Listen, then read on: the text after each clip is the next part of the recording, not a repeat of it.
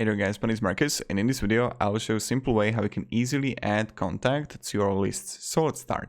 The first thing you want to do is I'm going to click on a contact that I have here, and you need to go to the right side and see Analyst Marcus Stone is member of will be here. Use lists to segment your contacts for reporting, email and automation.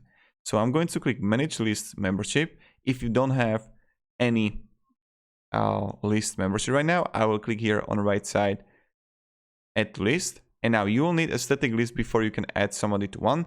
Create a static list, and here no list match your search, create a list on the right top, and now you have option to create active list for contact or static. Active list automatically update over time, records will join or leave the list as their property change, or static list lists do not automatically update as your records change. A static list represents a single moment in time. So list name static for email marketing, click next, and now filter type, you can add the filters here.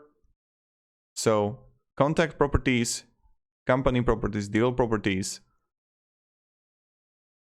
and I can simply add, let's say, last engagement date, and just create recent deal a month. Just really apply filter, and now I can't really see anything here. So this is the filters I can use in my list. I can click save and okay, I don't have any filters. But what can I do is to go to contacts, click on my contact, manage list membership, add to list, and voila, here we are. Here we have our list. Click add.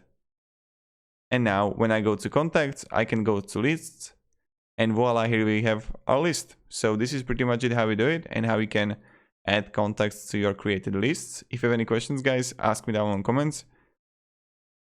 I'm really happy to help you, and have a great day and goodbye. See ya.